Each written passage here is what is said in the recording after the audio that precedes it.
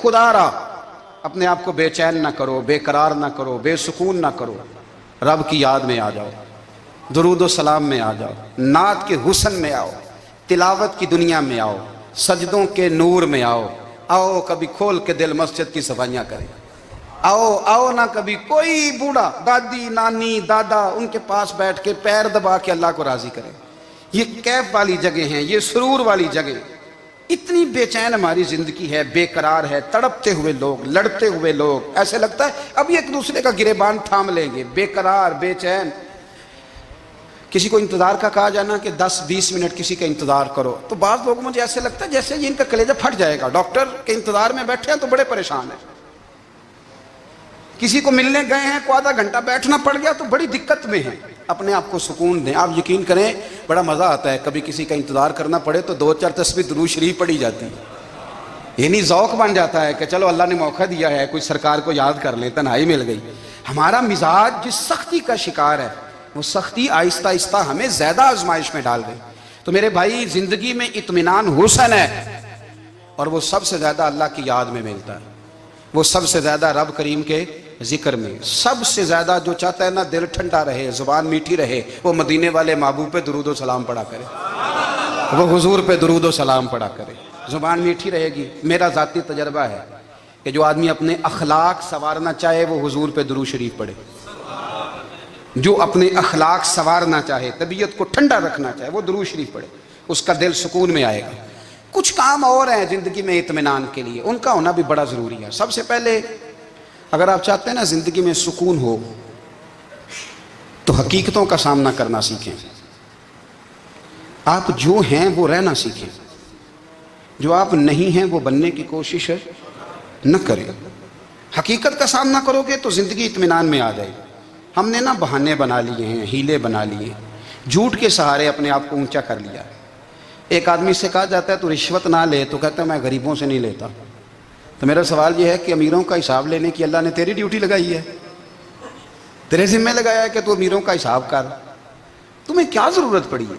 ہم نا بہانہ کرتے ہیں، رشوت لینے والے کا الگ بہانہ ہے اور سفارش والے کا الگ بہانہ ہے۔ حقیقت کا سامنا کریں، حقیقت کا۔ جو میرے ذمہ داریاں ہیں وہ میں نے پوری کرنی، جو آپ کی ذمہ داریاں ہیں وہ آپ جان نہ چھڑائیں، حقیقت پسند بنیں۔ میرے رسول کریم، پھر پڑھیے درود شریف صلی اللہ تعالی علیہ وسلم۔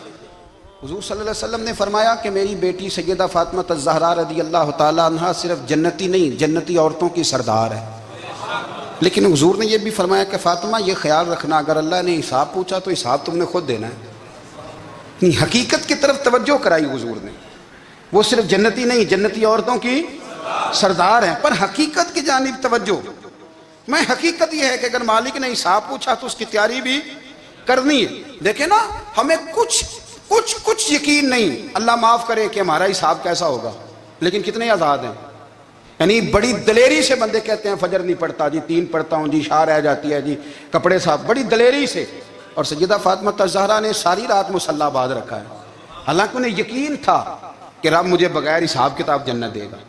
حقیقت کا سامنا کریں، جو حقوق آپ کے ہیں وہ آپ نے ادا کرنے ہیں، جو ذمہ داریاں ہیں وہ ذمہ داریاں ہیں۔ دیکھیں نا، حضرت موسیٰ کلیم اللہ علیہ السلام کے پاس اسرائیل روح نکالنے آئے تو حضرت موسیٰ نے تھپڑ مارا، آنکھ نکال دی، واپس گئے۔ اللہ انہوں نے تو جلال فرمایا ہے، کہا موسیٰ علیہ السلام سے کہیے بیل کی پشت پر ہاتھ رکھیں، جتنے بال ان کے دست مبارک کے نیچے آئیں گے اتنے 1000 سال ان کی عمر بڑھا دی جائے گی۔ یعنی میرے کان میں کوئی بتا دے کہ جناب 60 سال بڑھ گئی، یا آپ کے کان میں کوئی کہہ دے تو خوشی ہوتی ہے کہ نہیں؟ لیکن یہ حقیقت پسندی نہیں، اس لیے کہ 60 بھی گزر جائیں گے، 70 بھی، یہ حقیقت نہیں۔ حضرت موسیٰ کلیم، چلے میں مثال دیتا ہوں، سمجھ لے 10 بال، حالانکہ بہت زیادہ آتے ہوں گے، 10 بال اگر حضرت موسیٰ کے ہاتھ کے نیچے آئے تو 10,000 سال تو عمر بڑھ گئی نا۔ 10 یعنی 10 سال نہیں، 10 100 نہیں، 10 بہت زیادہ تھی نا۔ تو حضرت موسیٰ کلیم اللہ علیہ السلام سے آ کے عرض کیا گیا، حضور بیل کی پشت پر ہاتھ رکھیں، جتنے آپ کے ہاتھ کے نیچے بال آئیں گے اتنے 1000 سال عمر بڑھ جائے گی۔ تو حضرت موسیٰ نے حقیقت پسندی والی بات کی، فرمایا پھر کیا ہوگا؟ 10,000 سال کے بعد پھر کیا ہوگا؟ کہا حضور جانا تو پھر بھی ہے، فرمایا پھر ابھی چلتے ہیں۔ اگر جانا ہے نا، جانا ہے تو پھر اگر جانا ہے تو پھر ابھی، اور سجنوں اگر نماز پڑھنی ہے تو ابھی کیوں نہیں؟ اگر داڑھی رکھنی ہے تو پھر رمضان کا انتظار کیوں کریں؟ ابھی کیوں نہیں؟ اگر سچ بولنا ہے تو پھر، اگر رزق حلال کھانا ہے تو پھر انتظار کا ہے گا؟ حقیقت ہوتی ہے، بہانہ ہوتا ہے، حقیقت چھپ نہیں سکتی بناوٹ کے اصولوں سے، کیونکہ خوشبو آ نہیں سکتی کبھی کاغذ کے پھولوں سے، یہ بات یاد رکھیں۔ اگر جانا ہے تو حضرت کلیم فرمانے لگے پھر 10,000 سال کے بعد بھی جانا ہے تو آج بھی ہمیں بے قراری زندگی میں اس لیے کہ ہم حقیقت پسند نہیں، ہم بہانوں میں، ہم ہواؤں میں جیتے ہیں، ہواؤں میں، خیالات میں زندگی گزارتے ہیں۔ بڑا ٹائم پڑا ہے، مثلاً کتنا میرے رسول کریم صلی اللہ تعالیٰ علیہ وآلہ وسلم نے ایک دن صحابہ سے فرمایا تمہیں حیا نہیں آتی؟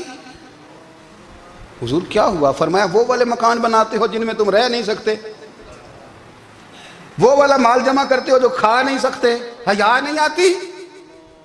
عرض کی حضور حکم کریں تو محبوب فرمانے لگے جوتے کا ایک تسمہ بند کرتا ہوں تو سوچتا ہوں دوسرا بند کرنے سے پہلے موت آ جائے گی، ایک سانس اندر جاتی ہے تو دوسرا آنے سے پہلے میں یاد کرتا ہوں کہ مجھے دنیا سے جانا ہے۔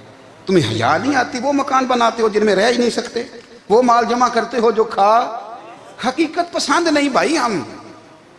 بہت سارے لوگ یہاں بڑی باتیں سناتے ہیں، بڑی، میں کہتا ہوں اصل میں نا زیادہ باتیں سنا کے نا بیچارہ اپنے آپ کو مطمئن کرنا چاہتا ہے، اصل بات یہ ہے کہ اندر سے نا ہلا ہوا ہے، کچھ بھی نہیں، بڑا زیادہ ہنستا ہے اور مجھے لگتا ہے کہ کوئی گہرا زخم چھپا رہا ہے، اس لیے ملمہ سازی، حقیقت پسند بنو، حقیقت پسند۔ یاد رکھنا من ترک صلاۃ متعمدا فقد کفر، میرے رسول نے حقیقت بیان کی، فرمایا جس نے ایک نماز بھی جان بوجھ کے چھوڑی اس نے رب کے رب ہونے کا انکار کیا، اس نے کفران نعمت کیا، یہ حقیقت ہے، کوئی کلیریفیکیشن نہیں، کوئی وضاحت نہیں۔ جو نماز نہیں پڑھتا جھوٹ بولتا ہے، غلط بیانی کرتا ہے، جو شخص رزق حرام کما کے کہتا ہے کہ اس کے بغیر گزارا نہیں چلتا وہ جھوٹ بولتا ہے، اس لیے کہ رب فرماتا ہے جب تجھے پیدا کیا ہے تو تیرا رزق میرے ذمہ ہے۔ اللہ فرماتا ہے کہ لا یکلف اللہ نفسا الا وسعها، میں کسی پر وہ بوجھ نہیں ڈالتا جو اٹھا نہ سکے۔ نماز فرض کیا اس کا مطلب ہے ہم پڑھنے کے قابل ہیں، اس نے ہمارے ذمہ داریاں لگائی ہیں تو مطلب یہ ہے کہ ہم ذمہ داریاں ادا کرنے کے قابل ہیں، ورنہ وہ کہتا ہے میں وہ بوجھ ڈالتا ہی نہیں جو تجھ سے اٹھایا نہ جائے۔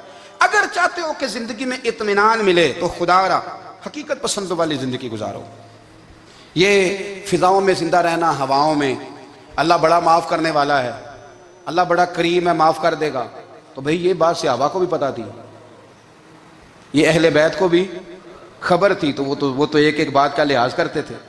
یہ غوث اعظم کو بھی پتا تھی، یہ ان کے والد کو بھی پتا تھی، جنہوں نے کسی کا ایک سیب کھا لیا تھا تو 12 سال اس کے گھر میں نوکری کرتے رہے، انہیں نہیں پتا تھا اللہ بڑا کریم ہے معاف کر دے گا، ایک سیب ہی ہے نا۔ تو حقیقت پسندی آپ کو سکون دے گی، اور اگر آپ نے اپنے آپ کو غیر مطمئن کیا ہوا ہے، بات کچھ اور ہے، اور آپ نے اپنے آپ کو ڈال کسی اور طرف لیا ہے، تو پھر آپ کو سکون مل سکتا؟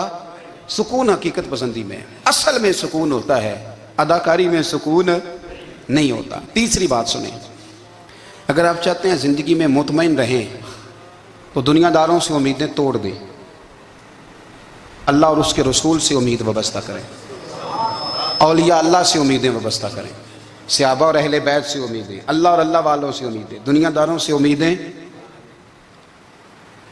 آپ کو پتہ ہے دنیا دار کی تباہی کب ہوتی ہے؟ جب انہیں خوش آمدی مل جاتا ہے۔ چودھری کا بیڑا اس وقت غرق ہوتا ہے جب اسے چودھری کہنے والے زیادہ ہو جاتے ہیں۔ سیٹھ صاحب اور نواب صاحب بیچارے تباہ تب ہوتے ہیں بھولے پن میں، جب ان کے دائیں بائیں ریلا ہوتا ہے سیٹھ صاحب کہنے کا، لوگ انہیں کھانا چاہتے ہیں، پیار ان کا نہیں ہوتا، ان کی جیب کا ہوتا ہے، محبت ان سے نہیں ہوتی، ان کی کرسی سے ہوتی ہے، ضروریات کا پیار ہوتا ہے، تباہ کر دیا جاتا ہے۔ ہماری ساری توقعات دنیا داروں سے وابستہ ہو گئی ہیں، ناراض نہ ہونا۔ پیروں نے، مولویوں نے، درویشوں نے، انہوں نے بھی سیٹ رکھے ہوئے جلسوں کی صدارت کرانے کے لیے، یعنی مذہبی جلسہ ہے، اس میں بہت زبردست پڑھے لکھے صاحب تقوی عالم کا خطاب ہے، اور کی صدارت وہ بندہ کر رہا ہے جس نے عشاء کی نماز بھی نہیں پڑھی، وہ بندہ صدارت کر رہا ہے، کیوں؟ اس لیے کہ اس نے ₹1,00,000 دیا محفل میں۔ خدا را دنیا داروں سے امیدیں چھوڑ دیں ورنہ آپ کمزور پڑ جائیں گے، آپ کی امیدیں ٹوٹیں گی۔ کتنا کمزور ہے وہ شخص جو 2-4 ہزار کے لیے کسی بندے کی چاپلوسی کرتا ہے، اس کے پیچھے بھاگتا ہے، خوش آمدیں کرتا ہے، تھوڑے سے نوٹوں کے لیے۔ दुख सुख में काम आएगा इस काम के लिए। मेरे रसूल करीम अलैहिस्सलाम ने फरमाया, जिसने बंदों को राजी करते करते रब को नाराज कर दिया, उसकी दुनिया भी गई और आखिरत भी गई। और फरमाया, जिसने बंदों की परवाह नहीं की, अल्लाह को राजी किया, फरमाया अगर रब राजी हो गया तो लोगों के दिलों में भी मोहब्बत पैदा फरमा देगा। क्या ज़रूरत है खुशामद करना दुनियादारों की, सेठों की, नवाबों की, चापलू। और मैं आपको एक बात बताऊं, होता पता क्या है, ये जो हुब्बे जा और हुब्बे बा होती है ना, इससे पेट नहीं भरता। आपको अगर खुशामद करनी है तो फिर आपको सारी ज़िंदगी करनी है। फिर उनको भी पता होता है कि ताल्लुक़ किस बुनियाद पर है। इसमें कभी भी खुलूस पैदा नहीं होता। आप बेचैन रहते हैं, बेकरार रहते हैं, आपको तकलीफ़ रहती है हमेशा। कभी भी दुनियादारों से उम्मीदें वाबस्ता ना करें। एक बात सुने बड़ी शानदार, इमाम गज़ाली ने लिखी है। इमाम गज़ाली फरमाते हैं कि हारून रशीद ना हज करके वापस आया बगदाद में, तो कोने में हज़रत बहलोल दाना बैठे थे। रश बहुत था, मजमा बड़ा था। हज़रत बहलोल दाना भी सड़क के किनारे बैठे थे। तो सिपाही कहने लगे यहाँ से उठ जाओ। फरमाने लगे, हारून रशीद की ज़मीन नहीं, ज़मीन मेरे रब की है, मैं क्यों उठूँ। वो करीब से गुजरा तो सलाम ली, तो आपने उसका प्रोटोकॉल देखा तो फरमाने लगे, हारून रशीद तुझसे तगड़े तगड़े मोटे मोटे प्रोटोकॉल मैंने लोगों के देखे हैं, और ये जो तेरे दाएं बाएं आज तेरे नारे लगा रहे हैं, ये पहले उन लोगों के नारे लगाया करते थे। और थोड़ा वक्त गुजरने दे, जो तेरे बाद आएगा ना, ये सारे फिर उनके नारे भी लगाएंगे। तू झूठ की दुनिया में जिंदा है, इनसे तूने उम्मीदें वाबस्ता की हैं, ये कल उसके नारे लगाएंगे। उसके दिल पे बड़ा असर हुआ, घोड़े से उतर आया, आगे कहने लगा, हुजूर आपने मुझे बड़ी अच्छी नसीहत की है, मेरा दिल बड़ा ठंडा हुआ है। मैंने सुना है आप मकरूज हैं, कुछ लोगों का कर्ज, तो मुझे कोई हुक्म ही कर दें। आप हंसने लगे, फरमाने लगे, यार तू तो बड़ा ही बेवकूफ़ है, बड़ा ही बेवकूफ़ है तू, मैं तुझे नसीहत कर रहा हूँ, तू मुझे उलझा रहा है। हुजूर कोई हुक्म कर दें। क्या खूबसूरत अंदाज़ है रब करीम के बंदों का। हज़रत बहलोल दाना फरमाने लगे, तेरा रब कौन है। कहा अल्लाह। तो फरमाया मेरा कौन है। कहा अल्लाह। फरमाने लगे, ये तो नहीं ना हो सकता कि अल्लाह हारून रशीद को देता रहे और बहलोल दाना को भूल ही जाए। ये तो नहीं ना हो सकता कि हारून रशीद को देता रहे और बहलोल दाना को भूल जाए। फरमाया उसका दिल, उसका इरादा हुआ, इरादा कुदरत हुआ कि बहलोल मकरूज रहना चाहिए, तो अगर रब मुझे रखना चाहता है, दुख कबूल मोहम्मद बख्शा राजी रहन प्यारे, अगर वो चाहता है मैं मकरूज रहूं तो मैं भी चाहता हूं कि मैं मकरूज ही रहूं। ये तो नहीं ना हो सकता कि तुझे दे और मुझे ना दे। फरमाया मेरी तुझसे कोई उम्मीद नहीं, मुझे जब भी देगा मेरा रब भी देगा, और वो देगा तो फिर इंशाल्लाह खजाने खोल के देगा। दुनियादारों से उम्मीदें वाबस्ता करना, लोगों के पीछे, ये छोड़ दें। आप बेचैन रहेंगे, बेकरार रहेंगे। अल्लाह वालों से ज़रूर उम्मीदें वाबस्ता करें, इसलिए कि उनके पास जो कुछ होता है वो दरअसल रब का ही होता है। लेकिन सेठों से, नवाबों से, सियासतदानों से बाज आ जाए, हमारी बड़ी उम्मीदें वाबस्ता हैं। मैं अक्सर कहता हूँ, जितने फेरे नौकरी के लिए दुनियादार के दरवाजे पे लगाए हैं ना, इससे कम दफ़ा मस्जिद में नफल पड़े होते तो रब उतनी बड़ी मेहरबानी फरमा देता। तीसरी बात यह याद रखें, अगर सुकून लेना चाहते हैं ना, अगर सुकून लेना चाहते हो ना, तो लोगों को डिस्कस करना बंद कर दो। किसको अल्लाह ने कितने पैसे दिए हैं वो जाने और अल्लाह जाने, किसको अल्लाह ने कितनी गाड़ियां दी हैं वो जाने, और लोगों को डिस्कस करना जी। यानी मैं एक जगह बैठा था तो एक साहब गाड़ी वाला गुजरा, गाड़ी में बैठ के, उसका पड़ोसी था, कहते था मुंह है कार वाला। मैं क्या ਉਹਦਾ ਤੇ है ਤਾਂ ਹੀ बैठा है। तो ਹੁਣ मैं क्या समझाना ਸੀ ना ਉਹਨੂੰ, मैं क्या तू तो मैं हिसाब लाइए भी साढ़े कोल कोई नहीं, ਉਹਦਾ ਤੇ है। देखिए ना, अल्लाह ने उसे दी है ना, तो अल्लाह ने चाहा ना वो कार में बैठे, तो इसने फटे पे बैठ के ये तबसरा किया कि मुंह है कार वाला। मैं क्या भी ਉਹਦਾ ਤੇ है ਤਾਂ कार है। अब मुझे तुझे अंदाजा लगाना चाहिए कि हम क्या ये बहस है। यदि अल्लाह को चाहिए था माज अल्लाह के पहले तुमसे पूछता कि इसे कार देनी है कि नहीं। क्या मतलब फसूल बहस है। वो चीज़ हमें इतना तंग करती है, इतनी तकलीफ देती है कि आप यकीन करें सारा दिन उसी को डिस्कस करते हैं, सारा दिन। उसके पास गाड़ी है, उसके पास कार है, फलाने का पैसा 1 नंबर है, फलाने का 2 नंबर है, फलाने का 6 नंबर है। असल बात के अंदर हसद है, इसको निकालो। एक बात कहने लगा हूँ, इसे याद रखना। मेरे आला हज़रत रहमतुल्लाह अलैह फरमाया करते, हसद करने वाला बंदों पर एतराज़ नहीं करता, अल्लाह पर एतराज़ करता। वो कहता है अल्लाह उसे क्यों दिया है, इतना क्यों दिया है, माज़अल्लाह वो अल्लाह की तकसीम पर एतराज़ करता। हसद करते हो बेचैन रहोगे, हसद आपके दिल को तड़पा के रख देगा। छोड़े, अल्लाह बड़ा करीम है, जिसको जहाँ चाहता है वहाँ बिठा देता है।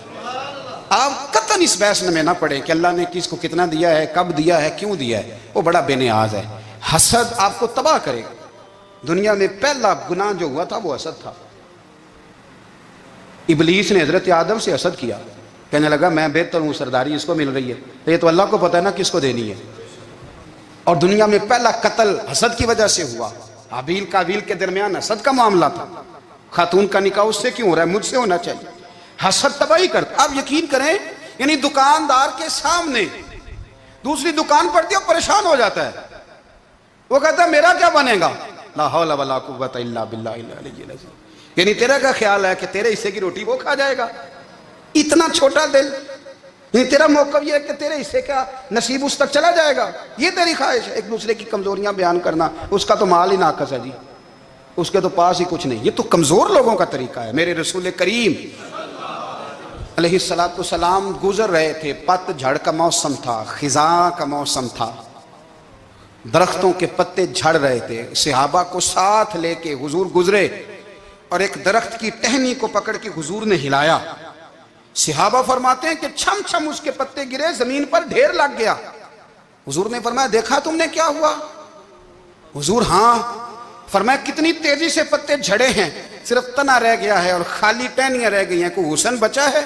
حضور نہیں۔ تو نبی کریم فرمانے لگے جو حسد کرتا ہے نا اس کی نیکیاں بھی اسی طرح جھڑ جاتی ہیں، اسی طرح۔ اور ایک جگہ حضور فرمانے لگے جس طرح راکھ لکڑی کو آگ کھا جاتی ہے، جس طرح لکڑی کو آگ، جب آگ کھا جائے تو پھر لکڑی کو لکڑی نہیں کہا جاتا، راکھ کہا جاتا ہے، کوئلہ کہا جاتا ہے، اس کی اصل باقی یعنی اسے کھائی جاتی ہے۔ تو حضور علیہ السلام فرمانے لگے جس طرح آگ لکڑی کو کھا جاتی ہے، فرمایا اسی طرح حسد نیکیوں کو کھا جاتا ہے، نیکیاں رہتی نہیں۔ حسد کرنے والے کے پاس نیکیاں یعنی ان کی اصل شکل موجود، کبھی بھی حسد نہیں کریں۔ اللہ کی تقسیم ہے، جس کو چاہے جب چاہے جتنا چاہے عطا کرے۔ اور چوتھی بات میرے بھائی، کبھی بھی بغض نہ پیدا کریں۔ بغض والے لوگ بے سکون رہتے ہیں۔ بہت ساری کمزوریاں ہمارے اندر ہوتی ہیں نا، پھر اللہ ہماری روزی تو نہیں نہ بند فرماتا، یہ تو نہیں کہتا کہ زمین سے نکل جاؤ۔ اگر یہی والا معاملہ ہو جو ہمارا ہے کہ شادی پہ اس نے میرے ساتھ برا سلوک کیا تھا، اب ساری زندگی بغض رکھنا ہے، اگر یہی معاملہ فرشتے اللہ کی بارگاہ میں کہیں کہ یا اللہ اس نے فلانے دن شراب پی تھی، اب اس کو زمین میں نہیں رہنے دینا، نظام زندگی چلے گا؟ تو اگر اللہ ہمیں معاف کرتا ہے تو ہم بندوں کو معاف کیوں نہیں کرتے؟ آپ یقین کریں اتنی لمبی عداوتیں، اتنا لمبا حسد، اتنا لمبا بغض، اتنا لمبا۔ حدیث میں نے پڑھی، میں حیران رہ گیا۔ میرے نبی کریم علیہ السلام نے فرمایا اپنی بیوی سے کبھی بغض نہ رکھنا، اگر اس کی ایک بات ناپسند ہو تو اسے چھوڑ کے وہ بات دیکھو جو تمہیں پسند ہے۔ میں اس حدیث کو پڑھ کے سوچنے لگا کہ کیا بیوی کا بھی بغض رکھتے ہیں لوگ؟ اب حضور نے کہا ہے تو اس کا مطلب ہے لوگ بیوی کا بغض بھی رکھتے ہیں۔ اب اس پر استدلال کر کے مجھے کہنا پڑے گا کہ سسرال والوں کا بغض بھی رکھتے ہیں، کہنا پڑے گا کہ بھائی کے سسرال والوں سے بھی بغض رکھتے۔ اس حدیث کی روشنی میں سمجھا کہ لوگ بھابھی کا بغض بھی بغض رکھتے ہیں، بغض، ورنہ عادتیں تو ہماری بھی کئی بری ہوتی ہیں۔ اگر عادات ایک وجہ بنے اختلاف کی تو عادتیں تو ہماری بھی کئی بری ہیں، لیکن ہم اپنی بری عادتوں سمیت اپنے آپ سے پیار کرتے ہیں، اور سامنے والے کی ایک بھی عادت بری ہو تو اس سے بغض رکھتے ہیں۔ بغض نہ پیدا کریں۔ میرے نبی پاک علیہ السلام نے فرمایا کچھ چیزیں تمہارے دین کو مونڈ ڈالیں گی، تباہ کر دیں گی، کاٹ دیں گی۔ حضور کون سی؟ فرمایا حسد، تکبر اور بغض، یہ تمہارے دین کو تباہ کر دیں۔ ہم بے چین اس لیے ہیں کہ ہم نے بہت سارے لوگوں کا بغض پالا ہوا ہے، اور ہر فیلڈ میں سیاستدان نے سیاستدان کا، ذاتیات پر اتر کے بات کرتے ہیں، معزز ترین لوگ، تاجر نے تاجر کا، الا ماشاءاللہ بعض جگہ پہ اہل علم بھی ایک دوسرے سے عداوت رکھتے ہیں۔ خدا را دل رب کریم کے آنے کا ٹھکانہ ہے، یہ صاف ہوگا تو اس میں رب رسول کے جلوے ہوں گے، اور اگر اس میں عداوت ہو، اس میں بغض ہو، اس میں کینہ ہو، نفاق ہو، سنیں میرے رسول کریم حضرت ابوبکر صدیق رضی اللہ تعالیٰ عنہ کہتے ہیں میں رو ہی پڑا۔ مکہ فتح ہوا نا تو اکرمہ بن ابو جہل نے پیغام بھیجا کہ میں نا کلمہ پڑھنے کے لیے آ رہا ہوں۔ بات لمبی ہے، میں موضوع پہ رہنا چاہتا ہوں۔ کہتے ہیں جب وہ آنے لگا نا تو نبی پاک نے ہم سب کو بلایا، ہم حاضر خدمت ہوئے تو حضور فرمانے لگے کہ اس کے باپ نے نا بڑا ظلم کیا ہے ہمارے ساتھ، ابو جال نے بڑا ستایا ہے, بڑی تکلیف دی ہے.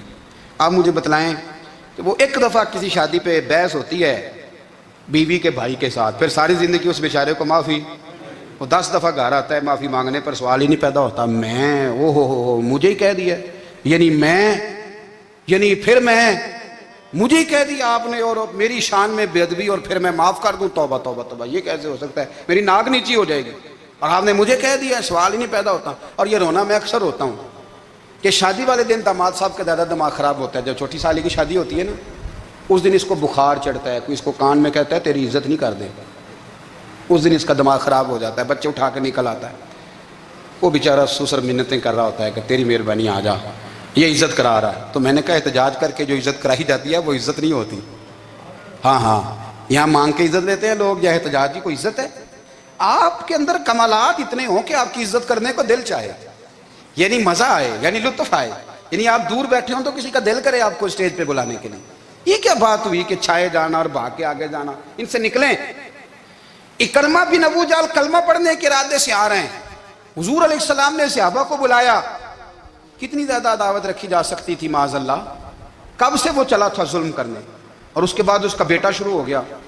کتنی باتیں تھیں جو ناقابل معافی تھیں, پر کریم رسول نے ہمیں بتلایا ہے کہ سکون والی زندگی کہتے کس کو ہے. جب سب لوگ جمع ہو گئے تو حضور نے فرمایا بھئی وہ کلمہ پڑھنے آ رہا ہے, اس کے باپ نے ظلم بڑے کیے ہیں, پر میری نصیحت یہ ہے کہ اس کے سامنے اس کے باپ کو برا نہ کہے, خبردار کوئی اس کے سامنے کوئی بات نہ کرے. اب وہ کلمہ پڑھنے آ رہا ہے, مطیع ہو کے آ رہا ہے, بان کے آ رہا ہے. کہتے ہیں اللہ کے رسول نے نا کافی دیر تک خطبہ دیا, بریفنگ دی, بات سمجھائی. جناب صدیق اکبر کہتے ہیں میں رو پڑا. ایک صحابی مجھے کہنے لگے تمہیں کیا ہوا؟ تو میں نے کہا میں مصطفیٰ کی رحمت پہ رو رہا ہوں. دیکھو کن کے لیے حضور گراؤنڈ بنا رہے ہیں, دیکھو کن کے لیے حضور تیاری کر رہے ہیں, جنہوں نے ساری زندگی دشمنی کی. خدا را یہ اندر سے عداوتیں نکال پھینکو. او بھائی اتنا تو لمبا ٹائم ہی کوئی نہیں, اتنا تو وقت ہی کوئی نہیں, اس کو صاف رکھو. بندہ کوئی کر بھی گیا تو کوئی حرج نہیں. چنگی مندی سجنا کولوں 100 واری ہو جاندی, یار یاراں دا گلہ نہیں کر دے. اصل پریت یار یاراں دا جڑا گلہ کردا جے یار نہیں جی ہوندا. ہاں پکی بات, پکی پیڑی. میرا ایک سنگی مجھے آ کے آنے لگا فلانی جگہ بندہ یہ بات کر رہا تھا. میں کہ تو اوتھے ہی سیں سوندا سیں, تم ہی نال ہی سیں. میرا تو سجن بات سن ہی نہیں سکتا. چنگی مندی سجنا کولوں 100 واری ہو جاندی, یار یاراں دا گلہ نہیں کر دے. اصل پریت جنہاں دی. ہاں جو بندے پھر ہوتے اس طرح کے, ان کے لیے بھی میاں صاحب نے کہا ہے, ان کے لیے بھی میاں صاحب نے کہا ہے, ان کے لیے بھی آپ نے بات ارشاد فرمائی ہے. آپ نے فرمایا چنگا ہویا لڑ نیڑیوں چھٹا, کتے عمر نہیں لنگی ساری. بے قدراں دی یاری کولوں توبہ لکھ لکھ واری. او چنگا ہویا لڑ نیڑیوں چھٹا, کتے عمر نہیں لنگی ساری. جو اس طرح کا تھا نا شکوے کرنے والا, بغض رکھنے والا. فرمایا بے قدراں دی یاری کولوں توبہ, یعنی لاکھ تے لاکھ کنے ہو گئے, یعنی 2 لاکھ واری توبہ کی تھی انہوں نے, گنی نہیں جا سکتی جتنی میاں صاحب نے توبہ کر دی. بے قدرے دوست, بے قدراں دی یاری کولوں توبہ لکھ لکھ واری. چنگا ہویا لڑ نیڑیوں چھٹا, کتے عمر نہیں لنگی ساری. تو مہربانی کریں, ایک تو اگر آپ مطمئن رہنا چاہتے ہیں تو کبھی کبھی نا مست ہو کے ذکر الہی کریں. مست ہو, وہ والا ذکر نہیں جس میں آپ موبائل بھی دیکھ رہے ہیں اور کہانیاں بھی. میرے سامنے کو بندہ جمعے والے دن یا تقریر کے درمیان تسبیح لے کے بیٹھ جائے تو میں اس سے پوچھتا ہوں تو 2 کام ایک ٹائم جی میں پہ کرنا ہے. میری بھی بات سن رہے ہو, تسبیح پڑھی تو ممکن ہی نہیں. تسبیح تو تسبیح ہے, جب وہ ہوگی تو پھر کوئی اور کام سوال ہی نہیں پیدا ہو. ایک تو ذکر کریں محو ہو, دوسری بات حقیقت کا سامنا کریں. آپ اگر مطمئن رہنا چاہتے ہیں تو حقیقت پسند بنیں. تیسری بات حسد چھوڑ دیں, دوسروں کو ڈسکس کرنا چھوڑ دیں. آپ یہ دیکھیں کہ اللہ نے مجھے کیا کچھ دیا, اس پہ راضی رہیں. اور چوتھی بات عداوت چھوڑ دیں, سینے میں کینہ چھوڑ دیں. آپ کی زندگی مطمئن ہو جائے گی, آپ خوشحال رہیں گے. وہ جو آپ لفظ کہتے ہیں نا کہ میں بور ہوں, میں پریشان ہوں, اس سے آپ نکل آئیں گے. اللہ ہمیں محبوب کی غلامی میں زندہ رکھے, غلامی میں موت.